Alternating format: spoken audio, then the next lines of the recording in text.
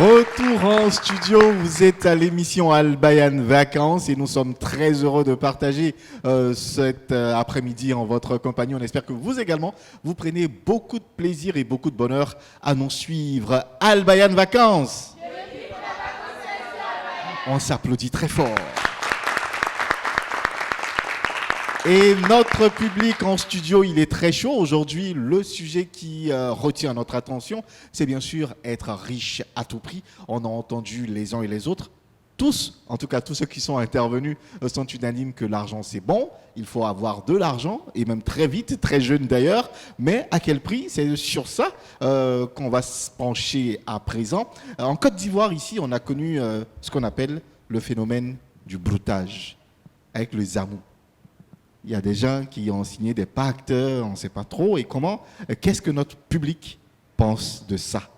Zamou, broutage et tout et tout. On dit qu'il faut avoir de l'argent, mais à quel prix? Est-ce qu'il faut aller au-delà de certaines considérations et puis se lancer à tout va comme ça dans la recherche de l'argent ou du bien matériel? Est-ce que cette question-là parle à quelqu'un? Est-ce que quelqu'un... Oui, allez-y, allez-y. Vous avez le micro. Oui, voilà, d'accord. Le micro, il est juste à côté. Salam alaikum. Wa alaikum salam. C'est Miss, la sœur Djegbo. Non, vous êtes une Miss d'ailleurs. La sœur Djegbo Aïchata. Voilà. Donc par rapport à cela, je pense que oui, l'argent est nécessaire, mais il faut savoir le gagner dans la licéité. Voilà. Il ne faut pas se permettre d'aller outre nos croyances. Voilà, pour pouvoir avoir ce gain-là, voilà. Maintenant, je pense aussi que, excusez-moi, je peux... Allez-y. Okay. Allez-y. Vous respirez et puis vous partez, allez-y. Ok. Donc, pour ma part, je pense que c'est l'envie, être envieux. Voilà, être envieux qui nous pousse à ce genre de pratique-là, c'est-à-dire le broutage. On peut même parler de la prostitution. C'est que nous appelons communément géré busy ici. Moi, j'appelle personnellement ça de la prostitution. Et puis, bon, je pense qu'il faut qu'on apprenne à se contenter de ce qu'on a. C'est vrai qu'on a un objectif commun qui est être stable financièrement, mais il faut qu'on apprenne à se contenter de ce qu'on a et se donner des moyens licites, légaux, d'obtenir cette stabilité financière-là. Voilà. D'accord. On retient ça. Baro, Oui. j'ai envie de poser une question à notre public de la gauche. Est-ce que ces personnes comme les brouteurs, ils ont vraiment tort souvent parce qu'il y a d'autres personnes qui sont poussées par les parents disant que tes amis ont des voitures, tes amis travaillent et vous ne travaillez pas. Est-ce qu'ils ont vraiment tort? Salam alaikum. Wa alaikum salam. C'est Abakar. Et moi, je pense qu'il y a deux types d'avoir l'argent. Il y a le bon et le mauvais. Il y a des gens, ils pensent que pour avoir l'argent, il faut aller voir les féticheurs pour faire de l'amour. Ça, c'est le mauvais côté. Mais le bon côté, ils pensent qu'il faut travailler à la sueur de son front. Il y a un proverbe même qui dit « En forgeant, on devient forgeron ». Voilà. Donc, c'est ça. En forgeant, on devient forgeron. Donc voilà, lui il a dit qu'il y a essentiellement deux façons d'avoir de l'argent. Le bon côté et puis la bonne manière on dira et puis la mauvaise manière, c'est-à-dire aller faire zamou et tout ça. Et la sœur juste en haut là, elle a parlé d'un autre phénomène de gérer busy. Est-ce que tout ça on peut pas regrouper ça dans la catégorie d'avoir de l'argent facile? On dit l'argent chap-chap. Est-ce que ça vous parle? Avoir l'argent chap-chap. Vite, on ne perd pas le temps. Oui, la sœur, allez-y. Salam alaikum. Wa alaikum salam. Je suis la sœur Faisolat Okunola. Je pense que le fait d'avoir l'argent facilement, rapidement, c'est pas facile. Déjà que c'est pas facile et il y a des... Après, il y a des risques. Parce que pour une personne qui gagne de l'argent, certes, ça vient rapidement. Mais après, cette personne qui te donne là, elle va demander quelque chose en retour que toi, en tant qu'être humain, tu peux pas donner. La sœur, vous avez le micro et vous allez le garder. On va vous permettre de continuer tout juste après avoir reçu Aboubacar Siddiq dans Je connais ma communauté.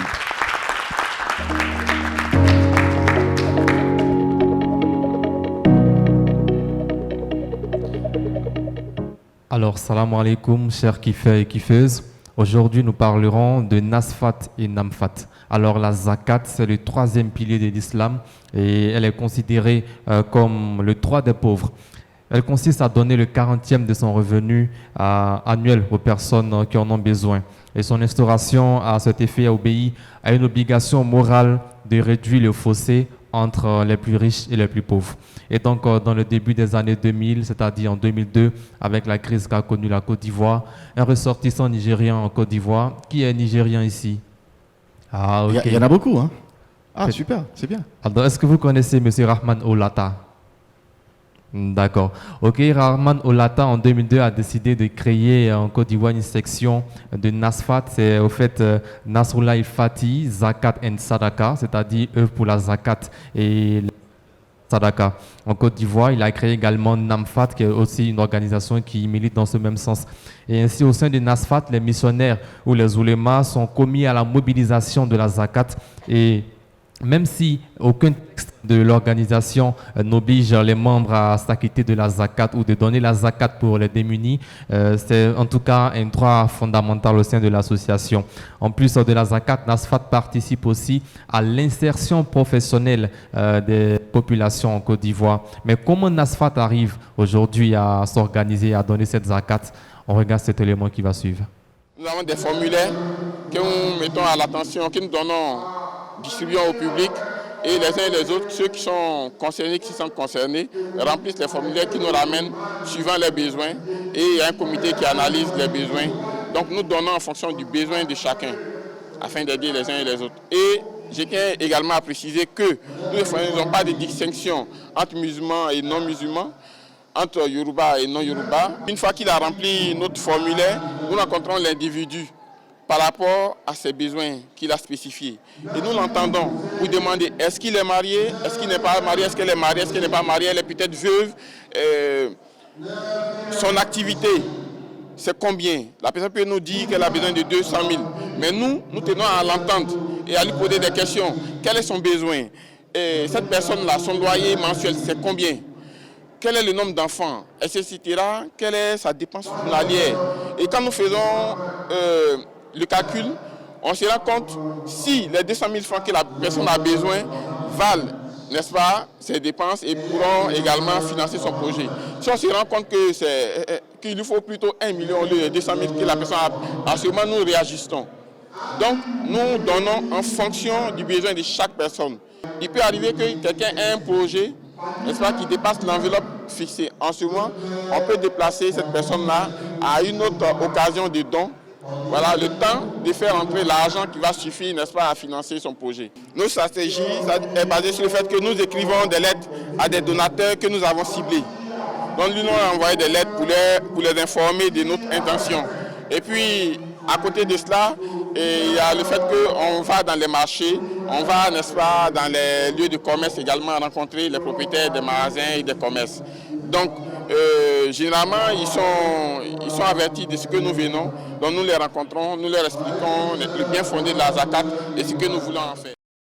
Eh bien, ce qui fait bien sûr la beauté de l'islam, c'est que les gens de partage et qui regroupe en tout cas des personnes de différentes régions, de différents pays.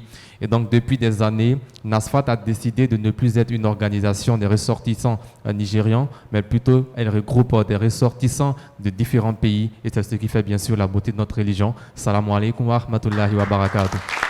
Wa alaikum salam wa rahmatullahi wa barakatuh. Merci à Aboubacar Siddiq de nous avoir conduits, en tout cas au Nigeria, tout en restant devant notre poste téléviseur. Vous êtes à l'émission Al Bayan Vacances, c'est tous les jeudis et vendredis sur le numéro 208 du bouquet Canal Plus Afrique. Aujourd'hui, il est question d'être riche à tout prix. Et juste avant la chronique de Aboubacar Siddiq, je connais ma communauté, il y a une sœur qui avait le micro et qui parlait justement des conséquences qu'il y a à vouloir obtenir de l'argent vite, de l'argent Chap Chap, quelles sont ces conséquences-là? Bon, par rapport aux conséquences, disons que l'être qui est derrière la personne, qui est derrière l'humain qui nous donne ce bien-là, quelques années après va demander quelque chose qu'en tant qu'être humain on ne peut pas donner. Et donc ça peut être soit du sang ou des excréments d'humains, c'est un peu compliqué. Donc pour éviter tout ça, le mieux c'est de souffrir comme on le dit pour avoir son gain. Souffrir pour avoir son argent, en tout cas, c'est l'avis de notre sœur. Est-ce qu'il y aurait quelqu'un d'autre dans le public qui partagerait son avis? Oui, la sœur, oui, allez-y. Vous prenez le micro, on lui passe le micro. Merci beaucoup. Salam alaikum wa rahmatullahi. Wa alaikum salam wa Bon, c'est la rahmatullah. sœur Traoré Founé. Bon, je reviens un peu sur ce que la sœur a dit parce que je ne partage pas une partie de ce qu'elle a dit. D'abord, pour avoir l'argent, il faut aussi avoir l'envie. Donc, Ça veut dire? donc l'envie n'est pas forcément la cause, mais nous n'avons pas la patience. Pour les conséquences, je crois que avoir l'argent facile, c'est bien. Je partage ça aussi parce que c'est pas tout ce qui est facile n'est Vous pas. partagez donc le fait d'avoir de l'argent facilement? Oui, oui. D'accord, C'est pas expliquez-nous ça. C'est pas parce que c'est facile que c'est mauvais. Je prends un exemple. On nous dit sur Facebook maintenant que l'entrepreneuriat donne beaucoup d'argent. Donc, je décide d'entreprendre. Ça me rapporte beaucoup. C'est pas mauvais, mais j'ai eu beaucoup d'argent. Donc, je ne partage pas cet avis-là aussi. D'accord. Est-ce que dans le public, il y a quelqu'un qui est d'accord avec elle? Elle a dit quelque chose de très intéressant. Aujourd'hui, avec les réseaux sociaux, on peut se faire beaucoup d'argent C'est ça. et sans grand effort. Oui, oui. Mais j'ai une autre question en même temps. Est-ce que vouloir être riche à tout prix, c'est forcément vouloir passer par des mauvais chemins? Ah ouais, il y a la sœur qui... On va lui passer le micro, juste en haut. Ok, salam alaikum. Wa alaikum salam. Être riche à tout prix ne veut pas forcément dire passer par de mauvais chemins. On peut être riche, comme je l'ai dit, dans la licéité. Voilà, c'est-à-dire commencer tout doucement, aller petit à petit, comme la sœur l'a dit tout à l'heure, on entreprend. En entreprend, c'est vrai que c'est pas aussi facile qu'on le dit parce que tu dois payer la connexion. C'est vrai qu'il y a des ventes en ligne, hein, tu payes la connexion, tu dois toujours être connecté, tu dois répondre aux clients pour pouvoir satisfaire certains clients et tout ça, accepter les retours d'articles. Donc ça demande beaucoup de choses. Donc je ne peux pas dire que c'est facile, mais on peut commencer tout doucement, être persévérant et pouvoir obtenir ce qu'on désire, notre objectif, qui est d'être stable. Comment on dit ça, stable financièrement, voilà. Donc je pense que c'est ça. Merci beaucoup pour cette réaction. Oui, on l'applaudit quand même. On l'applaudit. Est-ce que, voilà, on va savoir maintenant avec notre public qui est à notre gauche, jusqu'où les uns et les autres sont prêts pour avoir de l'argent? Jusqu'où vous êtes prêts à pousser le bouchon pour avoir de l'argent? Est-ce que dans le public, il y aurait quelqu'un, par exemple, qui serait prêt à dire, bon, j'ai trop galéré, quoi. Moi, la galère et moi, là, c'est bon, ça suffit, je veux plus la galère, je vais aller voir un féticheur, là, et puis il va me faire un truc pour que j'ai de l'argent, chap. Est-ce que dans le public, quelqu'un serait prêt à faire ça, ou jusqu'à quelle limite vous êtes capable de partir, justement, pour avoir de l'argent? Le frère, allez-y, oui. On vous passe le micro? Ah d'accord, elle veut réagir, d'accord. Allez-y. Assalamu alaikum. Wa alaikum salam. Moi, c'est Cissé Sita. Moi, j'ai pas peur d'avoir de l'argent. Parce que de nos jours, quand une femme a de l'argent, elle est autonome. Et si j'acquiers mon argent sur le droit chemin et que je fais de bonnes œuvres, j'aurai le paradis fidèle, comme on le dit tout le temps. Donc moi, j'ai pas peur d'avoir l'argent et je vais pas prendre le mauvais chemin aussi. Ça, c'est D'accord. clair. D'accord. Merci beaucoup. Merci. Vous êtes à l'émission Al Bayan Vacances tous les jeudis et vendredis sur le numéro 208 du bouquet Canal Plus Afrique. Aujourd'hui, avec notre charmant public, on parle d'être riche à tout prix. Al Bayan Vacances. Al Bayan Vacances. Et on s'applaudit bien fort. On continue notre sujet, être riche à tout prix. On va marquer une courte pause qui est un impératif si on veut que notre émission vivent et survivent. On part pour la PUB, c'est la pub, l'instant publicitaire. Et puis, on se retrouve juste derrière pour la suite de ce très bel échange avec notre public qui va encore s'applaudir.